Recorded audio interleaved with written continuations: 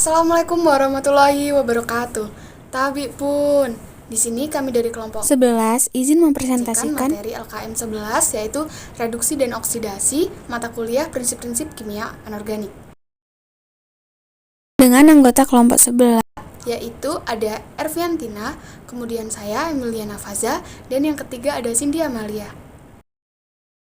LKM 11 reduksi oksidasi itu akan membahas tentang yang pertama itu ada perkembangan reaksi redoks, kemudian yang kedua ada perkembangan reaksi redoks berkaitan dengan kenaikan dan penurunan biloks, yang ketiga ada berlangsungnya atau tidaknya reaksi redoks berkaitan dengan potensial reaksi redoks, kemudian yang keempat ada diagram potensial reaksi redoks dan cara memprediksi reaksi redoks yang terlibat, dan yang terakhir itu ada reaksi redoks diaplikasikan dalam sel elektrokimia, sel Volta atau sel Galvani, dan sel elektrolisis. Baiklah, kita mulai materi ini dengan sebuah fenomena. Tentunya kalian tidak asing dengan sebuah apel dan besi yang berkarat. Ketika kamu memakan apel atau memotong apel tersebut, maka apel tersebut akan berubah warna menjadi kuning, sementara untuk besi yang dibiarkan di luar ruangan, lama-kelamaan juga akan berkarat. Nah, fenomena dalam apel yang berubah warna dan besi yang berkarat tersebut itu merupakan contoh dari fenomena redoks. Baik, selanjutnya kita ke materi perkembangan reaksi redoks. Jadi perkembangan reaksi redoks yang pertama itu ada pengikatan dan penglepasan oksigen. Pada awalnya muncul reaksi redoks meliputi pengikatan oksigen dan penglepasan oksigen. Reaksi pengikatan oksigen itu dikenal dengan reaksi oksidasi, sementara reaksi penglepasan oksigen dikenal dengan reaksi reduksi. Kemudian bagaimana dengan contoh-contoh dari keduanya? Nah, untuk contoh yang pertama itu ada pengikatan oksigen atau reaksi oksidasi. Contoh dalam kehidupan sehari-hari ialah pada perkaratan besi. Beberapa contoh dari reaksi pengikatan oksigen sebagai berikut. Yang pertama itu ada 4 Fe solid ditambahkan dengan 3O2 gas akan menghasilkan 2 Fe2O3 solid. Kemudian yang kedua ada 4 Na solid ditambahkan dengan 2O2 gas akan menghasilkan 2 Na2O solid. Kemudian yang ketiga ada 2 Mg solid ditambahkan dengan O2 gas akan menghasilkan 2 MgO solid. Persamaan dari ketiga reaksi di atas adalah logam, sama-sama mengikat oksigen membentuk oksidasi. Kemudian untuk contoh yang kedua yaitu pengelepasan oksigen, reaksi reduksi. Kemudian untuk contoh dari pengelepasan oksigen atau reaksi reduksi ada 3 dari kami memberikan 3 contoh. Yang pertama itu ada 2HgO solid akan menghasilkan 2Hg liquid plus O2 gas. Kemudian yang kedua ada 2CuO solid akan menghasilkan 2Cu solid plus O2 gas. Dan yang ketiga ada 2Ag2O solid akan menghasilkan 4Ag solid plus O2 gas. Persamaan dari ketiga reaksi di atas adalah sama-sama melepaskan oksigen. Reaksi reduksi dan oksidasi ini dikenal dengan reaksi redoks. Baik, untuk perkembangan redoks yang kedua itu ada penglepasan dan penangkapan elektron. Jadi perkembangan konsep reaksi redoks selanjutnya yaitu reaksi penangkapan elektron dan reaksi penglepasan elektron. Hal ini didasarkan oleh 3 reaksi berikut ini, yaitu yang pertama ada 2 Na solid ditambahkan dengan S solid akan menghasilkan Na2 solid. Na2S solid, kemudian yang kedua ada Mg solid ditambahkan dengan Cl2 gas akan menghasilkan MgCl2 solid. Kemudian reaksi yang ketiga ada 2 Fe solid ditambahkan dengan S solid akan menghasilkan Fe2S3 solid. Nah, berdasarkan dari reaksi tersebut, ternyata logam natrium, magnesium, dan besi itu mengalami reaksi oksidasi. Fenomena ini tidak dapat dijelaskan dengan konsep reaksi redoks sebelumnya, yaitu pengikatan dan penglepasan oksigen, sehingga muncullah konsep baru berupa penglepasan dan penangkapan elektron. Jadi sedikit catatan bahwa penglepasan dan penangkapan elektron itu terjadi secara stimulan, yang artinya jika ada spesies yang melepaskan suatu elektron, maka ada spesies lain yang menangkap elektron. Hal ini dapat diartikan bahwa setiap oksidasi itu ada reduksi. Oke, untuk reaksi logam natrium itu ada 2 Na solid akan menghasilkan 2Na plus gas plus 2E, yang artinya natrium ini melepaskan elektron. Kemudian S solid ditambahkan dengan 2 elektron akan menghasilkan S2-, yang artinya S di sini mengalami penangkapan elektron. Nah, 2Na solid ditambahkan dengan S solid itu akan menghasilkan Na2S solid menjadi Na2S gas. Kemudian untuk reaksi logam magnesium yaitu Mg solid akan menghasilkan Mg2 plus gas plus 2E, yang artinya bahwa Mg tersebut itu mengalami pengelepasan elektron.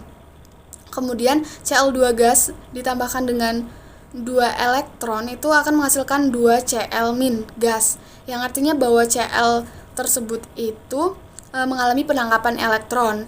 Kemudian Mg solid ditambahkan dengan Cl2 gas itu akan menghasilkan MgCl2 gas menjadi MgCl2 solid. Nah, sementara untuk reaksi besi yaitu 2Fe solid akan menghasilkan 2 Fk3 plus gas plus 6 elektron, yang artinya Fe di sini mengalami pengelepasan elektron. Kemudian untuk 3S solid ditambahkan dengan elektron akan menghasilkan 3S- gas, yang artinya bahwa Fe di sini mengalami penangkapan elektron. Nah, untuk reaksinya yaitu 2Fe solid ditambahkan dengan S solid akan menghasilkan Fe2S3 solid menjadi Fe2S3 gas. Berdasarkan dari reaksi tersebut, logam natrium, magnesium, dan besi memiliki persamaan, yaitu zat-zatnya sama-sama melepaskan elektron. Berdasarkan hal tersebut, zat yang melepas elektron dikenal dengan reaksi oksidasi, sedangkan pada reaksi dari Cl kemudian B memiliki persamaan, yaitu zat-zatnya sama-sama menangkap elektron. Zat yang menangkap elektron ini dikenal dengan reaksi reduksi. Untuk perkembangan reduksi yang ketiga yaitu ada perkembangan reaksi redoks yang berkaitan dengan kenaikan dan penurunan bilangan oksidasi. Nah, untuk definisi dari bilangan atau tingkat oksidasi adalah jadi tingkat oksidasi atau bilangan oksidasi Bilox dinyatakan sebagai derajat zat terhadap harga keelektronegativitasnya apabila dalam suatu ikatan atom unsur memiliki harga elektronegativitas sama disepakati memiliki harga Bilox 0. Apabila atom unsur memiliki harga elektronegativitas besar disepakati Bilox negatif, dan sebaliknya atom unsur yang memiliki harga elektronegativitas kecil memiliki Bilox positif. Terdapat beberapa aturan dalam menyepakati istilah Bilox. Aturan-aturan tersebut antara lain yang pertama, unsur bebas itu seperti H2, O2, N2, P4, S8, Cl2, Na, Mg, Fe, Cu, dan unsur bebas lainnya itu memiliki bilangan Bilox 0. Kemudian aturan yang kedua ada semua atom unsur dalam rumus memiliki jumlah total bilangan oksidasi yaitu 0. Contoh NaCl. Na memiliki bilangan oksidasi +1, kemudian Cl memiliki bilangan oksidasi -1, sehingga jumlah total Biloxnya adalah 0. Kemudian yang ketiga itu apabila satuan rumus berupa ion baik ion monoatomik ataupun poliatomik, maka semua atom unsur memiliki jumlah total bilangan oksidasi sama dengan muatan ion tersebut. Contoh yang pertama itu ada contoh ion monoatomik di mana Na+ itu memiliki Bilox +1, Ca2+ memiliki Bilox +2, Cl- memiliki bilangan oksidasi -1, dan Al3+ memiliki bilangan oksidasi +3. Kemudian untuk contoh ion poliatomik yaitu ada NH4+, di mana NH4+ memiliki Bilox +1, kemudian SO4 2- memiliki bilangan oksidasi -2, dan PO4 3- memiliki bilangan oksidasi -3. Kemudian aturan yang keempat itu dalam senyawanya logam-logam aktif seperti golongan alkali memiliki bilangan oksidasi +1, sedangkan logam-logam alkali tanah itu memiliki bilangan oksidasi +2. Contohnya ada Na2SO4. Nah, Na ini merupakan golongan alkali sehingga memiliki bilangan oksidasi +1. Kemudian ada CaCl2. Ca ini merupakan golongan alkali tanah sehingga memiliki bilangan oksidasi +2. Begitu juga dengan contoh lainnya. Kemudian yang kelima ada umumnya atom H itu dalam senyawanya memiliki bilangan oksidasi +1, kecuali dalam senyawa hibrida logam memiliki bilangan oksidasi -1. Contoh ya, jadi H2O itu merupakan H yang memiliki bilangan oksidasi +1, sementara NaH, CaH2, dan AlH3 bilangan oksidasi dari H-nya itu adalah -1 karena senyawa tersebut merupakan senyawa hibrida logam. Untuk aturan yang keenam, itu umumnya atom O dalam senyawa memiliki bilangan oksidasi -2, kecuali dalam senyawa peroksida memiliki bilangan oksidasi -1. Dan dalam senyawa superoksida memiliki bilangan oksidasi -1,5. Contohnya Cl2O.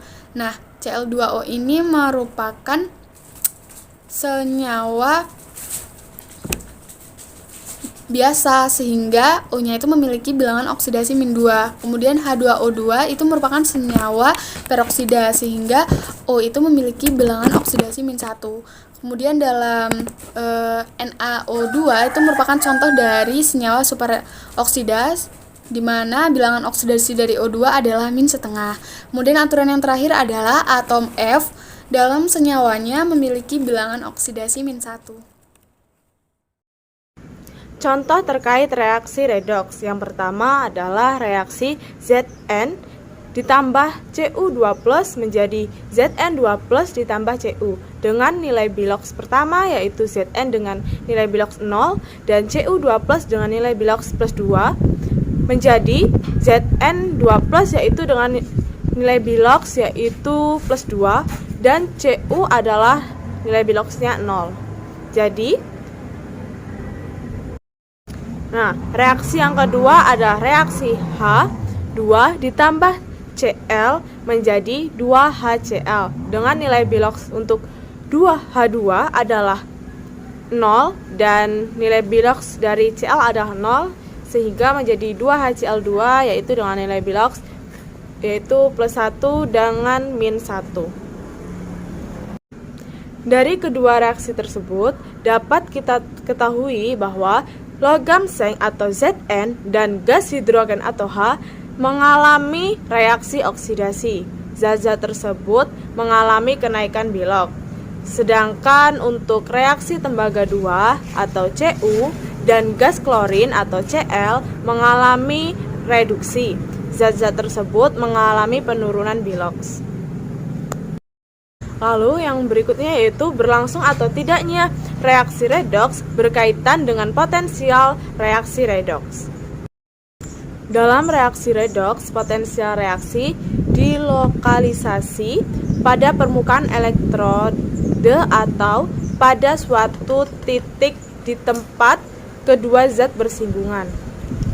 Potensial reaksi berkaitan dengan energi bebas Gibbs, di mana energi bebas Gibbs menunjukkan ukuran kespontanan reaksi. Dalam reaksi redoks, hubungan potensial reaksi dengan energi bebas Gibbs dinyatakan dalam persamaan delta G absen sama dengan min N F E absen dengan keterangan delta G adalah energi bebas Gibbs standar dengan satuan Joule. Lalu N adalah jumlah mol elektron yang terlibat dalam reaksi.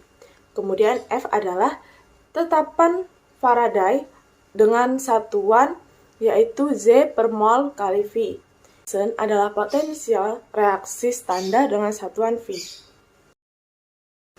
Lalu ada gambar elektroda hidrogen pada keadaan standar.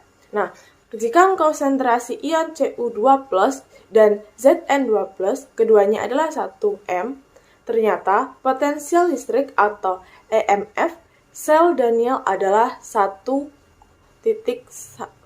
V pada 25 derajat Celcius. Tampak pada gambar 2 di atas, yaitu elektroda hidrogen pada keadaan standar. Potensial ini berhubungan dengan reaksi redoks yang berlangsung. Selanjutnya yaitu poin keempat mengenai diagram potensial reaksi redoks dan bagaimana cara memprediksi reaksi redoks. Yang pertama yaitu ada diagram Latimer. Nah, diagram Latimer ini disusun berdasarkan harga-harga PRS, yaitu persamaan reduksi standar, untuk satu zat yang saling berhubungan. Nah, zat dengan biloks tertinggi ditempatkan di paling kiri.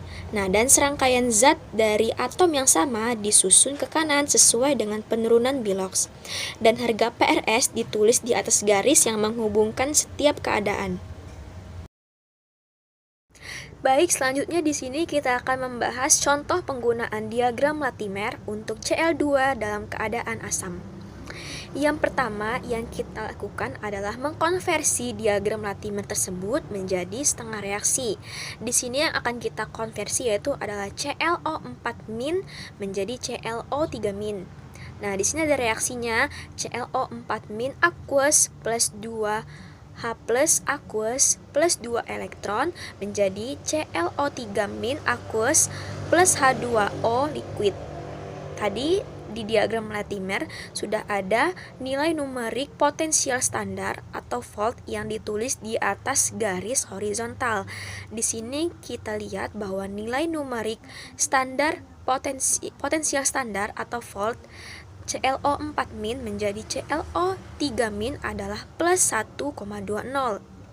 Maka di samping reaksi tadi kita tulis saja bahwa E0-nya sama dengan plus 1,20 volt.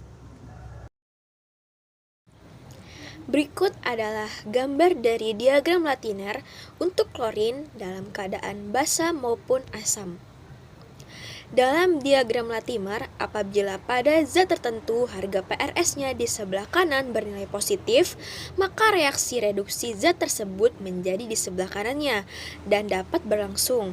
Sebaliknya, apabila pada zat tertentu harga PRS-nya di sebelah kanan bernilai negatif, maka reaksi reduksi zat tersebut menjadi di sebelah kanannya dan tidak dapat berlangsung.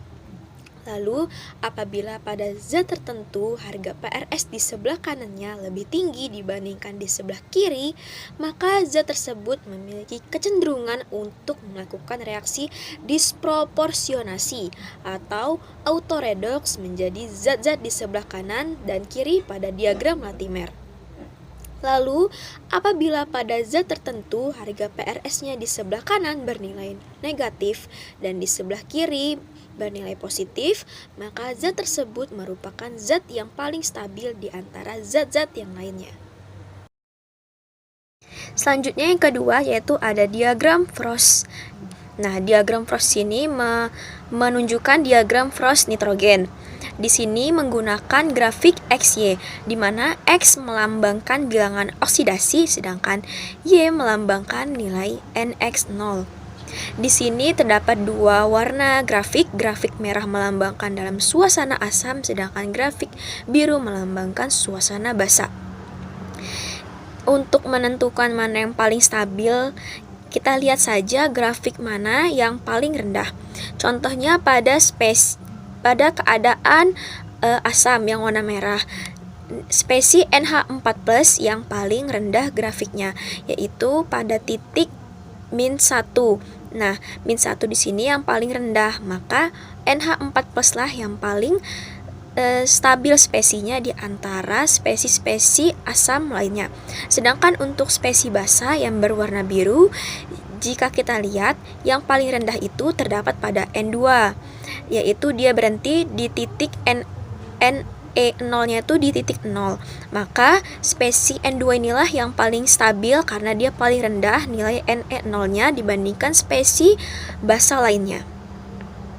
Lalu untuk menginterpretasikan informasi kualitatif dari diagram Frost ini, ada beberapa hal yang harus kita pahami, yaitu yang pertama adalah slope atau garis penghubung yang menghubungkan dua titik pada diagram Frost, atau juga biasanya disebut dengan potensial standar dari pasangan yang dibentuk oleh dua spesi yang diwakili oleh titik-titik tersebut.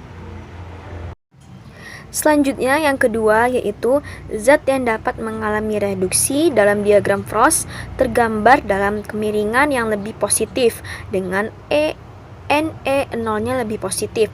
Lalu yang ketiga yaitu zat dapat mengalami oksidasi dalam diagram Proust tergambar dengan kemiringan kurang positif, yaitu nilai Ne0-nya lebih negatif. Selanjutnya yaitu suatu zat dalam diagram Proust dapat mengalami reaksi disproporsionasi atau autoredoks jika terdapat titik yang terletak di atas garis yang menghubungkan dua spesies yang berdekatan, yaitu membentuk kurva cembung, atau dapat dikatakan jika potensial reduksi dari Xn ke X. Selanjutnya yaitu dua zat akan cenderung mengalami reaksi komproporsionasi apabila zat peralihan yang terletak di bawah garis yang menghubungkan dua zat berdekatan membentuk kurva yang cekung. Oke, biar lebih paham lagi, di sini saya memberikan contoh bagaimana cara mencari reaksi komproporsionasi dari diagram Proust. Di sini kita lihat ada contoh bahwa ada spesies NH4+, N2O dan juga NO3- ditarik garis lurus.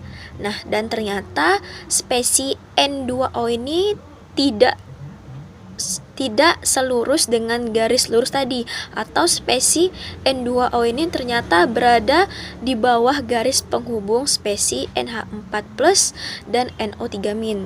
Nah, seperti tadi telah dibacakan, jika terdapat di antara 3 spesies dan diberikan garis penghubung dan salah satu spesies berada di bawah garis penghubung, maka kemungkinan besar bahwa reaksi tersebut mengalami reaksi komproporsionasi.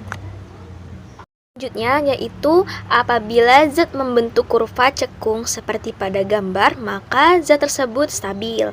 Seperti yang sudah dikatakan tadi, apabila semakin rendah grafik tersebut, maka nilai Ne0-nya semakin kecil. Nah, apabila nilai Ne0 semakin kecil, maka spesies tersebut akan semakin stabil. Selanjutnya, diagram yang ketiga adalah diagram Feuerbach. Pada tahun 1938, Feuerbach memperkenalkan diagram pH potensi reduksi seperti pada gambar. Nah, dalam diagram Feuerbach ini, sebuah garis horizontal memisahkan zat terkait dengan transfer elektron atau pH, sedangkan garis vertikalnya memisahkan zat terkait dengan transfer proton atau E. Dan garis miring spesies terpisah terkait dengan kedua transfer, baik elektron maupun proton. Diagram Feuerbach ini umumnya membahas sifat kimia dalam suatu zat air dan sangat berguna dalam mempelajari ilmu lingkungan dan juga korosi. Selanjutnya kita akan membahas poin kelima, yaitu reaksi redoks dalam sel elektrokimia. Yang pertama yaitu ada sel volta atau sel galvani, yakni sel elektrokimia yang perubahan kimianya digunakan untuk menghasilkan listrik. Dalam sel galvani, anoda ialah elektroda tempat terjadinya oksida, sedangkan katoda ialah elektroda tempat terjadinya reduksi. Misalkan jika sebuah logam seng dimasukkan ke dalam larutan CuSO4, nah Zn teroksidasi menjadi ion Zn+, sementara Cu2+ tereduksi menjadi logam tembaga. Dalam sel galvani dan sel volta, reaksi oksida dan reduksi pada masing-masing elektroda adalah sebagai berikut. Gambar 6 di atas memperlihatkan komponen penting dari sel galvanik.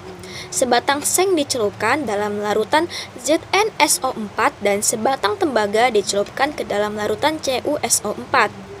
Sel bekerja berdasarkan azas bahwa oksida Zn menjadi Zn2+ dan reduksi Cu2+ menjadi. Untuk melengkapi rangkaian listrik tersebut, kedua larutan harus dihubungkan oleh suatu medium penghantar agar kation dan anionnya dapat bergerak dari satu kompartemen elektroda ke kompartemen elektroda lainnya. Nah, persyaratan ini dipenuhi oleh jembatan garam yang dalam bentuk sederhananya berupa tabung terbentuk U terbalik yang terisi larutan elektrolit inert seperti KCl atau NH4 NO3 yang ion-ionnya tidak akan bereaksi dengan ion lainnya dalam larutan atau dengan elektroda. Selama reaksi redoks akan keseluruhan berjalan, elektron mengalir dari elektroda Zn melalui kawat dan voltmeter menuju katoda elektroda Cu. Di dalam larutan, kation-kation Zn2+, Cu2+, dan K+, bergerak ke arah katoda, sementara anion-anion SO42- dan Cl- bergerak ke anoda. Didefinisikan bahwa anoda dalam sel galvanik adalah elektroda tempat terjadinya oksida. Nah, untuk katoda adalah elektroda tempat terjadinya reduksi. Didefinisikan bahwa anoda dalam sel galvanik adalah elektroda tempat terjadinya oksida dan katoda adalah elektroda tempat terjadinya reduksi. Anoda merupakan sumber elektron bermuatan negatif dan katoda adalah tempat terjadinya penangkapan elektron yaitu bermuatan positif. Selanjutnya yaitu B. Sel elektrolis. Nah, sel elektrolis adalah sel yang menggunakan listrik untuk menghasilkan reaksi non-spontan. Proses yang reaksinya non-spontan disebut dengan sel elektrolis. Dalam sel elektrolis, reaksi reduksi oksidasinya merupakan kebalikan dari reaksi yang terjadi pada sel volta atau sel galvana. Nah, dalam sel elektrolis, anoda yaitu positif ialah elektroda tempat terjadinya oksidasi. Kemudian katoda atau min ialah elektroda tempat terjadinya reduksi. Dapat dilihat pada gambar, yaitu gambar 7 rangkaian sel elektrolis. Rangkaian sel elektrolisis hampir menyerupai sel volta. Yang membedakan sel elektrolisis dari sel volta adalah pada sel elektrolisis, komponen voltmeter diganti dengan sumber arus atau umumnya baterai. Sekian presentasi yang dapat kami sampaikan, kurang lebihnya kami mohon maaf dan kami akhiri. Wassalamualaikum warahmatullahi wabarakatuh. Tabi pun.